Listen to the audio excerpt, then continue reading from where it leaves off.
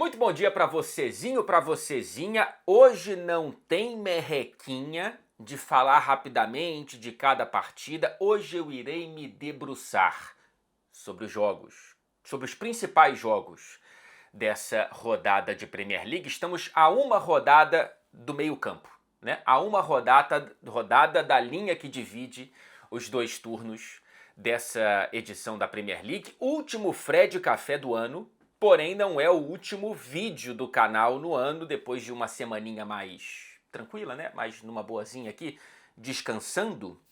Eu vou ter muito mais vídeos nessa semana, né? Evidentemente já temos a 19ª rodada começando nesta terça-feira e outras cositas más. A gente vai preenchendo esse fim de 2025 e esse começo de 2026, mas eu já adianto o meu feliz ano novo para você, para sua família e para todos que te cercam, beleza? Eu vou fazer uma chatice com a qual eu evito normalmente te chatear, porque eu sei que é uma chatice, que é te pedir encarecidamente para, se você não for inscrito, se inscrever. E se você já for inscrito, muito obrigado, mas deixa o seu like nesse vídeo se você gostar, né? E se você quiser se inscrever também, porque o seu like vai espalhar esse vídeo para outras pessoas que talvez queiram fazer parte da nossa comunidade por aqui. Por que eu estou pedindo isso? Porque faltam 3.000 bondosos corações para a gente chegar à marca de 300.000 inscritos aqui no canal, uma marca absolutamente impensável. Muito obrigado desde já, inclusive. O Fred Café, como você já sabe, é um oferecimento da Melita, especialista no café fresquinho nosso de cada dia, conectando especialistas em futebol internacional. A Melita é patrocinadora oficial do Real Madrid, a Melita é patrocinadora oficial do Fred Café e a Melita desperta você para sentir mais o esporte. Lembrando do cupom CAFRED para você ter 10% de descontos em todos os produtos do site melita.com.br. É só escanear o QR Code aqui na tela. Combinado? Vamos começar então como nos acostumamos a começar as últimas edições do Fred Café, falando do melhor time nesse momento no mundo. Porque são 11 vitórias consecutivas do Aston Villa. Atenção, 11 vitórias consecutivas do Aston Villa, igualando a série histórica do próprio clube de 1913 e 1914. O Titanic tinha acabado de afundar. E uma coisa esquisita estava começando a acontecer aqui na Europa, inclusive. 8 vitórias consecutivas na Premier League. O Aston Villa não está dando mole para ninguém e dessa vez mesmo sem jogar bem, tá? 1h30 de jogo, durante 1 hora o Chelsea dominou o Aston Villa de uma maneira até um pouco desconcertante. O Villa terminou o primeiro tempo sem dar um chute no gol de Robert Sanchez. Tudo mudou quando o mago Unai Emery, aos 59 minutos, fez uma substituição tripla. Entraram o Naná, Sancho e o Watkins. Isso fez, além das 3 boas entradas, a mais decisiva, a do Watkins, autor dos 2 gols, além disso, isso fez com que o Onana entrando, o Tielemans desse um passo ainda mais à frente e o Rodgers ficasse mais como um segundo camisa 10, podendo conectar um pouco melhor os ataques do Aston Villa, que passou de 0 chute a gol para 11 finalizações no segundo tempo. É muito interessante ver essa improvável arrancada e esse momento histórico do Aston Villa, analisando o contexto de um clube que mal contratou. Uma das contratações mal jogou, que foi o Harvey Elliott, que aliás deve ser devolvido ao Liverpool, não sei o que aconteceu, mas ele não conseguiu entrar em campo com o Unai Emery. Esse treinador, um dos grandes poderes de convencimento da estratégia de mercado do Aston Villa, e até de estratégia de manutenção de destaques, é: comigo você vai jogar melhor. Eu vou te transformar na melhor versão que você já viveu na sua carreira. Isso é verdade. Você lembra do Rashford e do Asensio? Olha pro Sancho, olha pro Lindelof, o que eles estão jogando de bola. O Sancho entrou bem pra caramba mais uma vez. O Lindelof tá jogando muito bem. Então, assim, é impressionante o que o Unai Emery faz. O Watkins, que foi banco, não é uma temporada regular do Watkins como titular incontestável, ele sai e diz: esse cara é um gênio tático. E pouca gente entende. Mas a gente aqui no nosso Fred Café, a gente faz questão de pontuar. Inclusive sobre a resiliência desse Aston Villa. Nas últimas 3 temporadas, ninguém em toda a Premier League ganhou mais pontos depois de sair perdendo do que o Villa de Unai Emery. 54, 18 só nessa temporada. 46% dos 39 pontos até aqui. E o Unai Emery, o Aston Villa, continuam colados no Manchester City, colados no próximo adversário, que é o Arsenal no Emirates Stadium. Jogo de 6 pontos. Se conseguir vencer, o Aston Villa empata em número de pontos do Arsenal. É muito difícil que consiga e tem 2 desfalques, né? O Matej Cash e o Camará estão suspensos para esse jogo. Falando do derrotado, como que essa derrota deve decantar no coração do torcedor do Chelsea? Seguramente é melhor perder jogando bem. Porém, como é que você vai aceitar essa virada meio que no susto? Né? Tantas chances desperdiçadas na primeira hora de partida e depois para viver 30 minutos sendo amassado dentro de casa? É complicado, né? Ainda mais com esse retrospecto recente. Depois daquele pico, né, de atuações contra Barcelona e Arsenal, o Chelsea só deu passos para trás praticamente, né? São 2 vitórias nos últimos 8 jogos, 1 vitória nas últimas 6 rodadas de Premier League. É muito pouco. 10 pontos já separam o Aston Villa do Chelsea. 39-29. E surprise, surprise para ninguém, né? O Chelsea não vai brigar pelo título da Premier League. O Chelsea nem tão cedo parece ter força e consistência para brigar por título em pontos corridos. Eu desconfio que o Villa também não, tá? Me parece insustentável. É impressionante o quanto que o Aston Villa, nessa temporada inclusive, e talvez principalmente, marca mais gols do que o XG sugere. O que isso quer dizer? Está sendo muito clínico, né? Não cria tantas chances quanto marca. Está marcando mais do que cria. Isso me parece insustentável, ainda mais com o elenco na conta do chá. Porém, não estou aqui para desconfiar e para suspeitar e para colocar interrogações no trabalho de Unai Emery. De qualquer maneira, me parece muito seguro que o Aston Villa vai brigar para voltar à Liga dos Campeões. Ficou por um fio, né? Num jogo que até hoje o torcedor do Aston Villa não esquece dos problemas da arbitragem naquela decisão contra o Manchester United no começo desse ano. Enfim, é um 2025 muito brilhante, tá? Para o Unai Emery e para o Aston Villa. Na próxima rodada, o Chelsea recebe o Bournemouth, que está numa draga impressionante, obrigação de vencer. O que geralmente é um problema para o Chelsea. Arsenal 2, Brighton 1. Vitória desnecessariamente colocada sob algum risco na reta final da partida, né? O Arsenal, é bom pontuar, entrou em campo sabendo da vitória do Manchester City, que jogou mais cedo, já falaremos dela. Então, com uma pressãozinha em cima, né? Porque a vitória do City era improvável contra o Forest em Nottingham. E evitou escorregar e repetir problemas que causaram os traumas de edições passadas, né? De perder pontos em casa para times em que o próprio Aston Villa foi um deles, né? Em que o Arsenal deveria vencer e conseguiu fazer isso contra o Brighton. Jogou muito melhor do que o Brighton, tá? Criou muito mais chances. Porém, no fim do jogo precisou de um milagre de David Raya. Cara, um lance que valeu o ingresso, tá? Geralmente a gente fala isso de um golaço, eu acho que defesaças também valem o ingresso. O golaço, ele muitas vezes te faz... Quer dizer, o golaço ele te faz sorrir. O fim do gol é o sorriso, né? Geralmente. A defesa, ela te dá um alívio, né? O gol também te dá um alívio, mas a defesa não é muito um sorriso, é aquele sorriso meio amarelo, assim. Então, ela... Por que eu tô dizendo isso? Por que eu tô viajando aqui, né?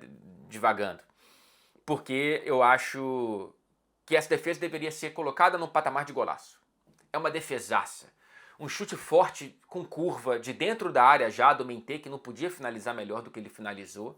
E aos 77 minutos de partida, o David Raya voou para fazer o que talvez seja a defesa da temporada até aqui na Premier League. Eu fico pensando daquela do Donnarumma também, tem uma do Donnarumma que é brincadeira. Você pode me lembrar de várias, porque minha memória é um negócio horrível. E curioso, né? Me parece. Quer dizer, eu ainda não acho o David Raya um grande goleiro, sabia? Eu tô errado, não tô? Eu sei que eu tô errado, mas eu ainda não consigo colocar o David Raya num patamar, por exemplo, olha só que viagem que eu vou falar aqui. Eu acho o Vicário mais goleiro do que o Davi Raia. Fred, o que você está fazendo? Opiniões um pouco vergonhosas você devia guardar para si, né? Ainda mais mexendo nesse vespeiro de rivalidade. Não sei, eu posso estar viajando.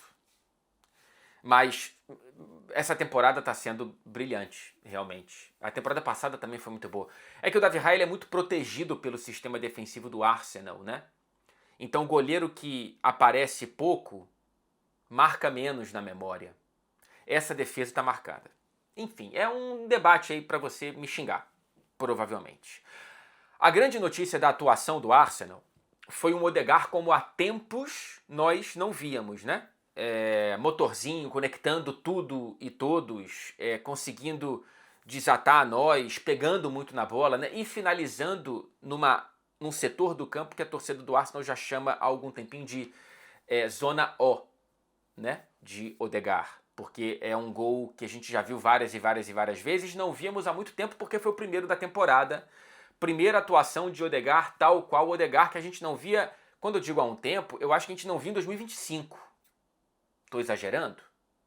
Que a gente viu pouco, a gente viu. Que bom ver o Odegaard dessa maneira, né? E o Declan Rice, mais uma vez, né? Sendo um limpador de para-brisa, um motor, um negócio que eu acho maravilhoso de ver jogar, jogou de lateral direito. Isso porque Calafiori sentiu um problema físico no aquecimento e o Timber já estava fora da relação porque, segundo o Arteta, caiu de mau jeito no treinamento e não pôde jogar. Imagino que os dois voltem para esse jogo contra o Aston Villa, pelo menos para o banco de reservas. Mas aí o Luiz Skelly entrou na esquerda e o Zubimendi, que jogaria de lateral direito, foi para o meio para a entrada do Rice. Para a entrada do Rice na lateral, né? Os dois titulares. Então, eu não entendi por que o Calafiori de titular teria o Zubimendi de lateral e aí quando entra o Luiz Skelly tem o Rice. Não sei se foram duas trocas em cima da hora ou se já era uma coisa meio de caso pensado, até porque o Arteta disse que esse problema do Calafiori já tinha rolado no treino de véspera. Enfim, problemas de departamento médico, coisa que não é nova para o Arsenal, que pelo menos teve o retorno do Gabriel Magalhães. O Martinelli e o Hincapié, que tiveram pequenos problemas físicos, que bom que foram pequenos porque jogaram.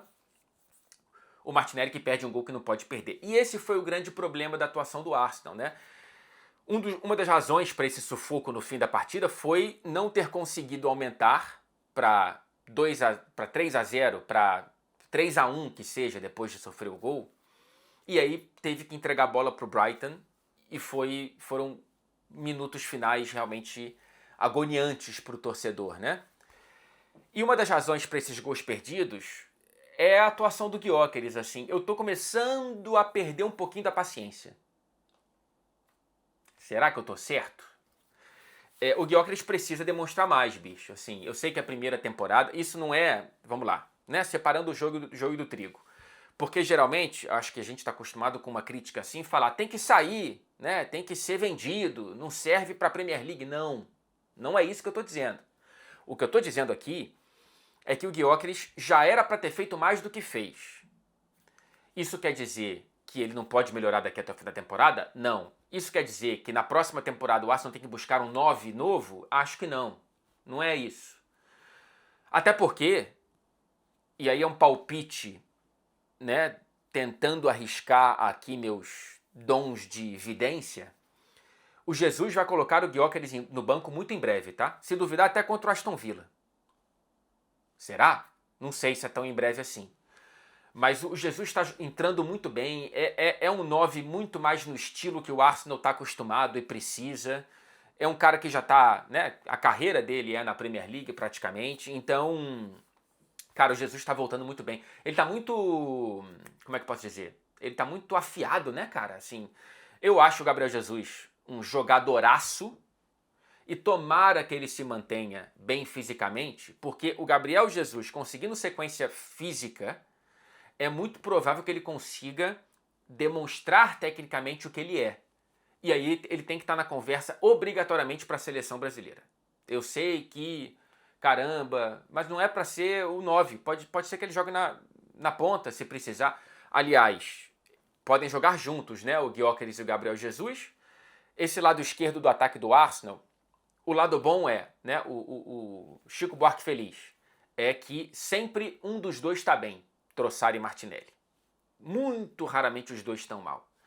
Qual que é o Chico Buarque triste? Não tem um dono da posição. Eu acho pior você não ter um dono da posição ali, que seja um cara que entregue mais regularmente grandes atuações, né? São dois jogadores que são muito mais de jogadas do que de jogos. E aí o Jesus pode tomar conta dessa posição e o Gyökeres no meio do ataque. Mas eu acho que hoje o centro do ataque é uma posição mais maléfica para o Arsenal do que a ponta esquerda. E aí eu acho que a solução Gabriel Jesus pode ser colocada ali com o Gyökeres no banco. O Jesus, portanto, não quer esperar a Páscoa para renascer. Nottingham Forest 1, Manchester City 2. Vitória um pouco na marra em um jogo que era perdível para o City, tá? Eu colocaria na minha tabelinha ali empate ou derrota. O Forest é chato. Tudo bem que é uma temporada atípica de um Forest que já perdeu pra caramba em casa, inclusive, mas nos 6 jogos anteriores era apenas uma derrota nos próprios domínios. E o Shandite amarrou um pouco melhor esse time numa temporada jogada no lixo praticamente por conta do Marinakis.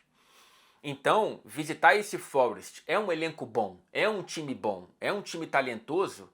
Eu imaginava que o City fosse deixar pontos pelo caminho, quase deixou, tá? Não foi uma vitória tranquila.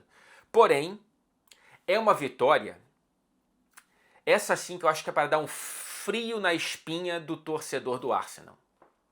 Porque é uma vitória com o selo do tubarão, com a mordida do tubarão branco do Manchester City. Ainda não é o tubarão branco, ainda faltam 20 rodadas, né? Tem muita água para passar debaixo dessa ponte, mas é na água que, assim, andou na prancha, cuidado, o tubarão vai te pegar.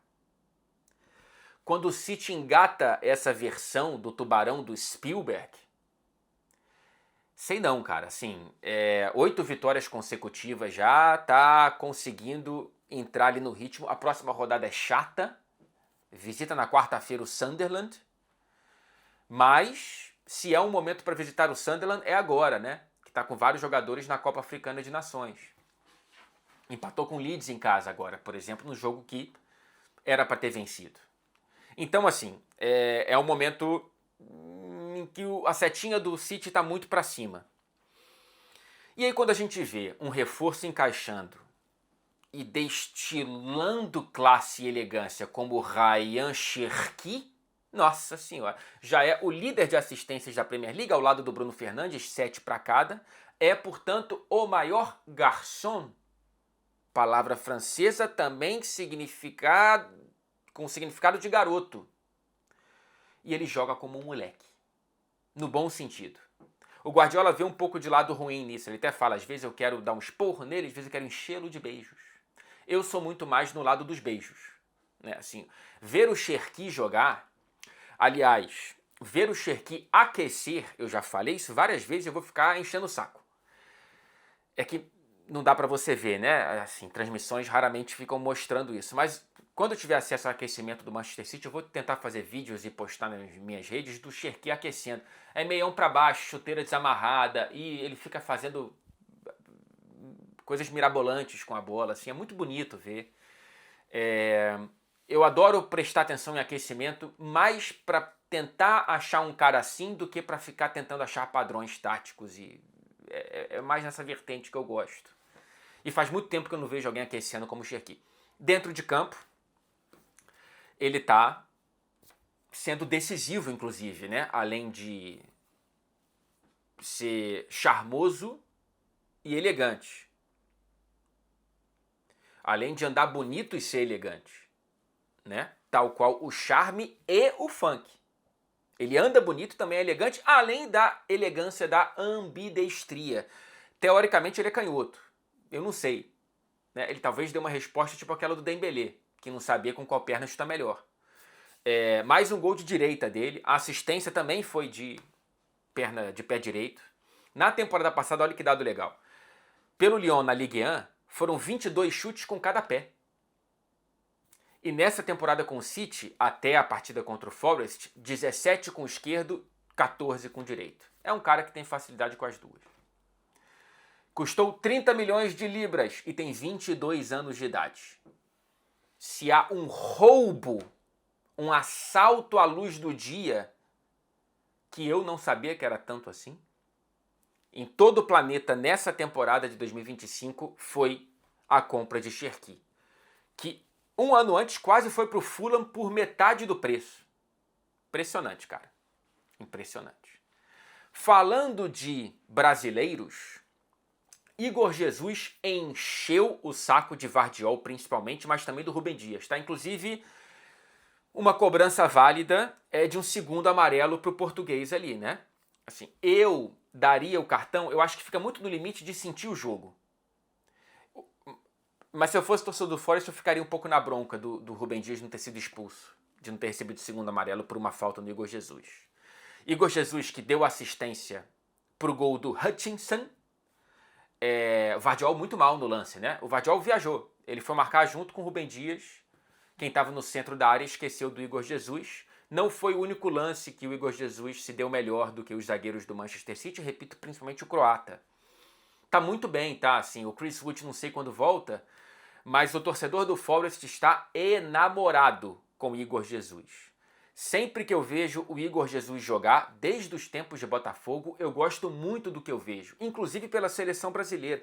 E aí eu não consigo entender por que ele não é convocado. O Igor Jesus, ele precisa necessariamente estar numa conversa muito séria para os nomes finais ali, tá, do ataque da seleção brasileira, ainda mais numa posição que não tem dono. Então, tecnicamente, é um dos melhores camisas 9 que a gente tem à disposição. O Forest, acho difícil que volte o Chris Wood, tá? A não ser que o Shandite prefira um atacante à moda antiga. Pode acontecer. Mas o Igor Jesus está jogando muito bem sempre.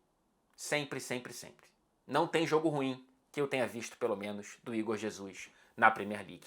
E na Europa League, inclusive, que é a competição que ele está fazendo gol à torta e à direita. O John foi titular pelo terceiro jogo consecutivo. Dessa vez foi uma surpresa porque ele ocupou a posição titular porque o Cels, melhor goleiro da última Premier League, se machucou. Mas nesse jogo o Cels estava no banco. Voltou de lesão e o John permaneceu como titular, inclusive fez uma defesaça numa finalização do Phil Foden. Para finalizar esse tópico desse jogo, muitos dizem por aqui que é uma questão de tempo, abertura da janela no dia 1º de janeiro, para que a gente tenha a notícia de que Semenyo será jogador do Manchester City. Ele tem uma cláusula de rescisão de 65 milhões de libras. É um valor alto? É. Mas é um valor, meu amigo, que eu iria sedento para pagar. O Bournemouth está muito mal, o Semenyo parou de jogar tão bem, mas ainda assim é um jogador que eu acho que melhoraria qualquer time, inclusive o Manchester City. A minha dúvida é, ele vindo, onde que ele joga, né? Assim, é uma perda de tempo tentar achar 11 titulares do Manchester City. Não existe isso. O Semenyo não vai jogar todo o jogo, mas ele vai jogar praticamente todos os jogos. Eu diria que ele vai jogar na direita. Ele pode jogar nas duas, ele joga primordialmente na esquerda, mas na esquerda tem o Jeremy Doku, que é um dos principais jogadores da Premier League, não só do Manchester City na temporada. Então não tem espaço ali. A não ser que ele inverta o Doku, como ele já fez algumas vezes, né? Mas eu acho que, enfim, o Guardiola vai achar espaço para o Semenyo, se de fato ele vier. E aí a porta de saída fica aberta ou para Oscar Bob, estão falando de Dortmund, não voltou bem da lesão horrorosa que ele teve no joelho, infelizmente, né? Ou para o Savinho. Eu sei, acabou de renovar, mas é uma temporada que o Savinho está realmente... Não vingou. Tá pior do que a anterior. A primeira temporada dele foi boa para quem acabou de chegar. Agora, para uma segunda temporada com as expectativas e as exigências que precisam serem renovadas, o Savinho tá pior. Vamos ver como que vai ser contra o Sunderland esse Manchester City, hein? Outro teste para a gente entender como é que tá o sorriso de navalhas do Tubarão Branco. Liverpool 2, Wolverhampton 1. Sequência de vitórias também para os lados de Arne Slot, tá? 4 vitórias consecutivas, 7 jogos sem perder na temporada e aqui uma vitória, assim, absolutamente obrigatória contra um candidatíssimo a pior time da história do futebol inglês. Não é exagero, não é só da primeira divisão. Já venho trazendo isso, né, há algum tempo e eu vou atualizar o tamanho do buraco no qual está enfiado o Wolverhampton, tá? A campanha, ela não... Quando você olha para a tabela, você imagina que é uma obrigação golear o Wolverhampton. Não é assim. O time não está rendido. Aliás, o time tem jogado cada vez melhor. Vendeu caro a derrota para o Arsenal no Emirates, vendeu caro a derrota para o Aston Villa no Villa Park e vende caro essa derrota para o Liverpool em Anfield. É um time que está sendo muito maltratado pelo azar um pouquinho também, né? Se eu trouxe agora há pouco que o Aston Villa é um time que marca muito mais do que cria, o Wolverhampton marca muito menos do que cria. Deveria ter mais pontos, se o futebol fosse matemático, do que tem, muitos mais. Porém, está afundado com 2 pontos. Então, assim, o Liverpool pegou um adversário que é mais forte do que a tabela sugere. É esse o ponto que eu quero trazer aqui. Porém, é óbvio que você precisa jogar melhor do que o Wolverhampton. E eu fiquei um pouco decepcionado com a atuação do Liverpool.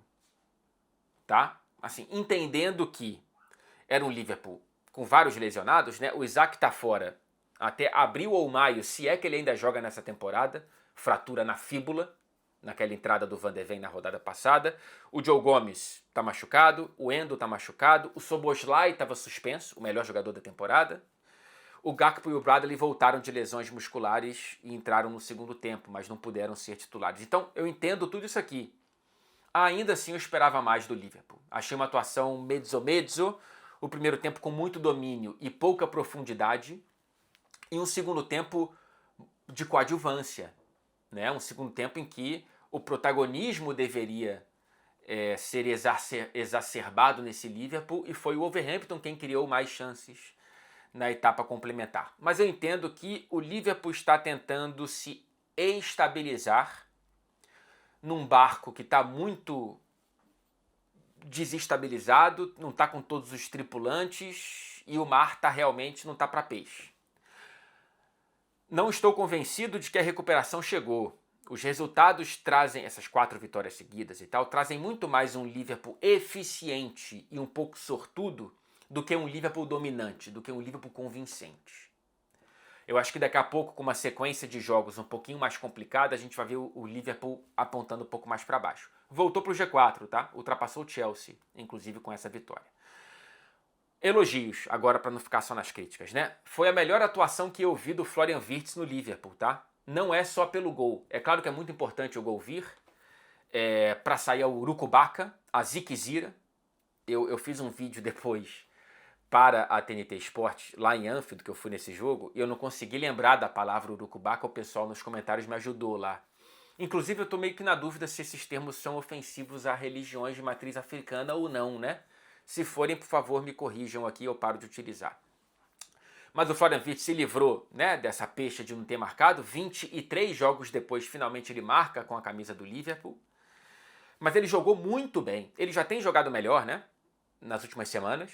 Tá pegando o ritmo de Premier League, pegando o ritmo de Liverpool, pegando o ritmo de jogo. Mas essa atuação dele ela foi redondinha. Tudo bem que ainda é contra o Lanternaço. A gente precisa, até pelo peso da contratação, ver um Wirtz fazendo isso em jogos grandes. Não ajuda um time desarrumado e desencaixado, mas dessa vez, acho que foi a primeira vez que eu vi o Liverpool saindo de campo com o Wirtz sendo protagonista como ele chegou para ser. Ele não foi um co-protagonista, ele foi o protagonista dessa partida. O Ekitike também foi muito bem mais uma vez. Aliás, me lembra um pouco, e não só a mim, eu vejo isso sendo comentado, o Roberto Firmino, né? Assim, ele sendo esse 9 que ele é melhor quando móvel, em vez de ser um 9 mais empurrando lá a linha adversária. Ele é um cara que, saindo, ele possibilita inclusive a entrada do próprio Wirtz. Foi assim que saiu o gol, né?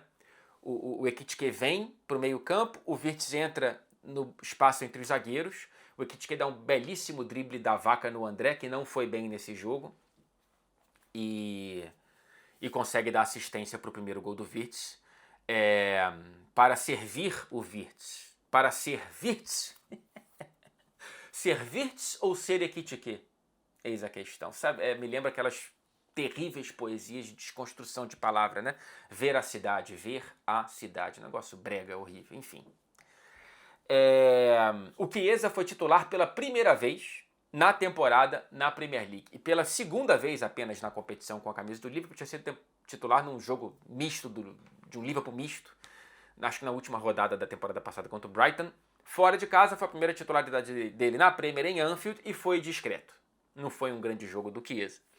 Acho muito pouco para julgá-lo, né? Mas eu espero, se não fosse titular nesse jogo, ainda mais com a suspensão do Szoboszlai, é para pedir outro clube em janeiro, né?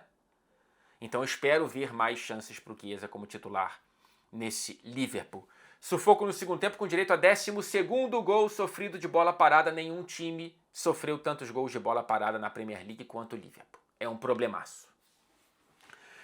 Vamos voltar agora para nos debruçar a tragédia dos Wolves. Uma tragédia que faria Mowgli chorar. 2 pontos em 18 rodadas. 2 de 54 possíveis, 3,7% dos pontos disputados foram conquistados. Iguala o pior recorde da história das 4 primeiras divisões inglesas, o Newport County, inesquecível, da temporada 70-71, na 4ª divisão, também tinha 2 pontos depois de 18 rodadas disputadas. O único time da história da primeira divisão inglesa a não vencer sequer um jogo nas primeiras 18 rodadas era o Bolton, em 1902-1903. O futebol mal era um esporte. E agora o Wolverhampton se iguala. Na era Premier League, eu já trouxe isso aqui, né? A pior temporada completa é do Derby County, com 11 pontos conquistados. 11 em 38 rodadas em 2007 e 2008. Faltam 20 rodadas para o Wolverhampton ao menos conquistar 10 pontos e não se igualar a mais essa vergonha. O Wolverhampton já está rebaixado, agora é entender o tamanho da vergonha que o time vai passar. Precisa de 16% dos pontos restantes. Para quem somou 3,7, me parece pouco provável. O Rob Edwards, que acabou de chegar, se torna o segundo treinador da era Premier League a perder os 7 primeiros jogos no comando de uma equipe. Vamos ver o que acontecerá com o André, com João Gomes e com o John Arias. Os dois brasileiros são titularíssimos. O João Gomes é o melhor jogador do time na temporada. O André também está bem. Foi mal contra o Liverpool, mas é um cara que está bem. E o Arias não consegue ser titular, foi de banco nos últimos 3 jogos. Ele ganhou uma sobrevida com a demissão do Vitor Pereira, voltou ao time titular com o Rob Edwards, mas já entrou só no final do jogo. E teve até uma chance de fazer o 2-2, muito bem cortada essa chance. Por quem?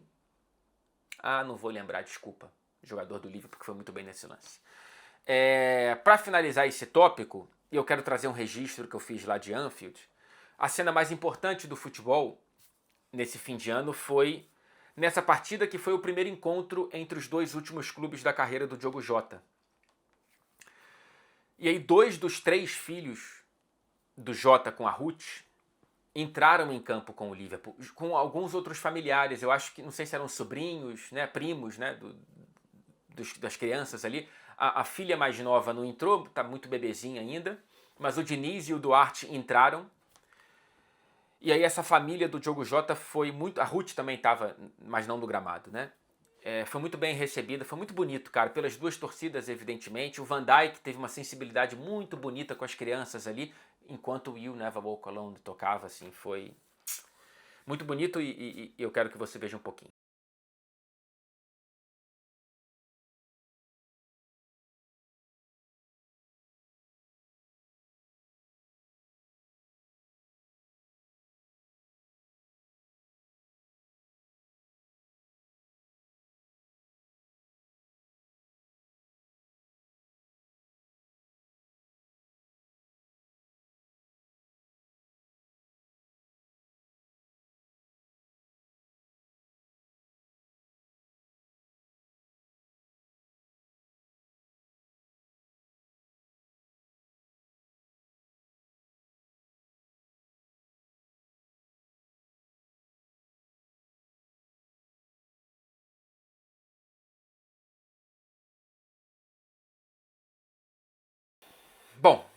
Faltam 2 jogos aqui pra gente fechar o nosso Fred Café. Manchester United 1, Newcastle 0. Uma vitória muito importante.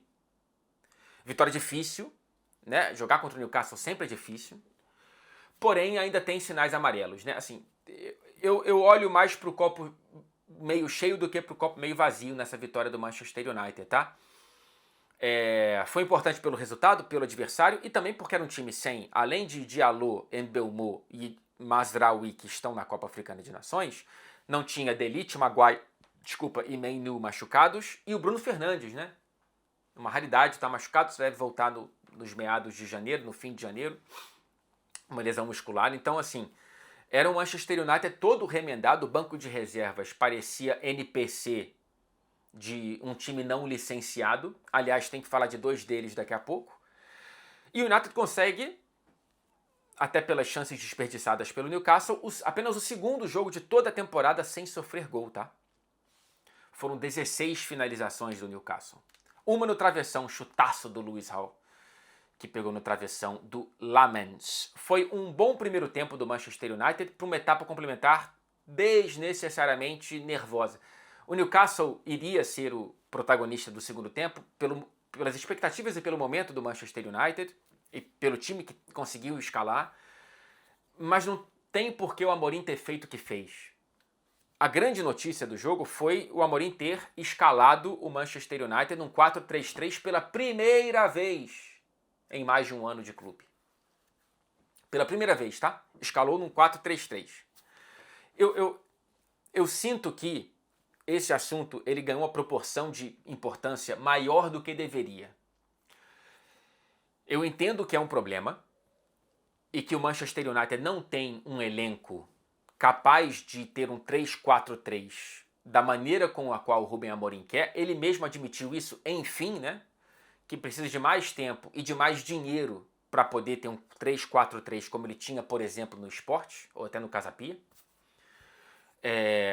Não é um time que fica tão à vontade como no 4-3-3, mas a grande questão aqui não é tanto o sistema tático e sim os jogadores. Só que aí o time estava bem num 4-3-3 com o Dorgu como ponta direita, como ele joga na seleção da Dinamarca, inclusive, pela direita.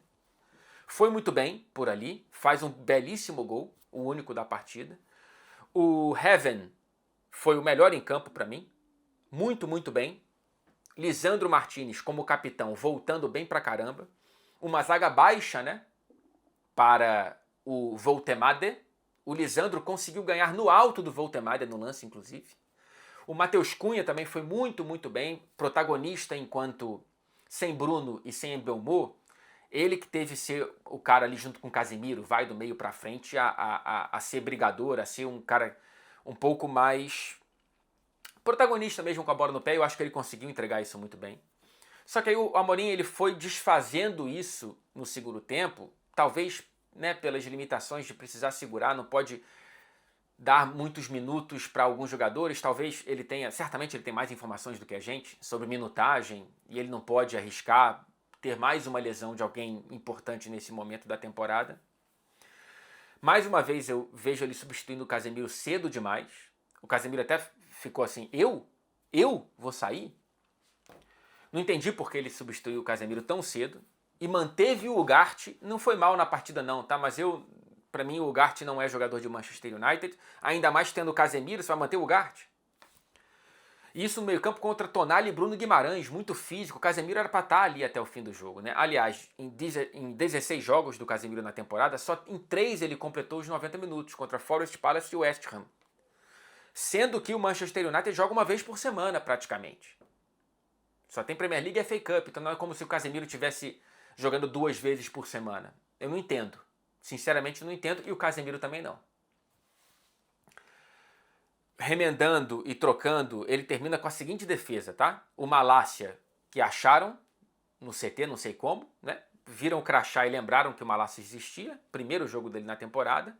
O Leny Yoro, de 20 anos, o Heaven, de 19 e o Fredriksson, da base, de 20.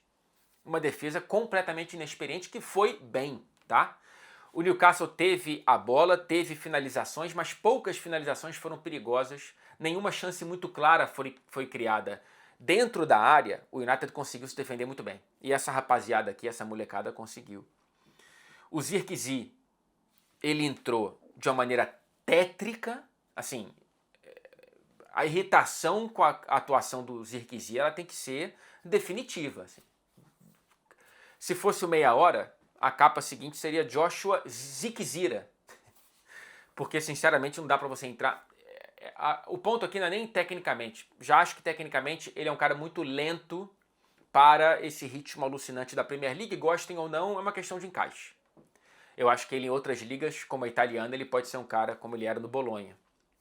Mas ele não entrou bem em questões anímicas, de aplicação, ele estava muito mole, não conseguiu segurar nenhuma bola no ataque quando o Manchester United precisava desafogar e parar de correr atrás da bola. Então, assim, uma entrada do Zirkzee que para mim é para você olhar para janeiro e perguntar para o mercado quem quer comprar.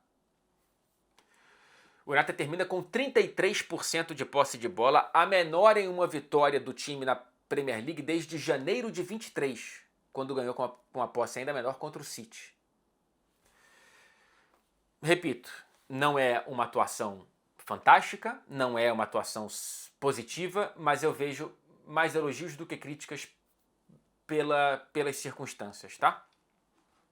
Sobre o Newcastle, a temporada é realmente ruim, tá? Especialmente fora de casa. Em 2025, como um todo, na Premier League, são apenas 5 vitórias em 18 jogos.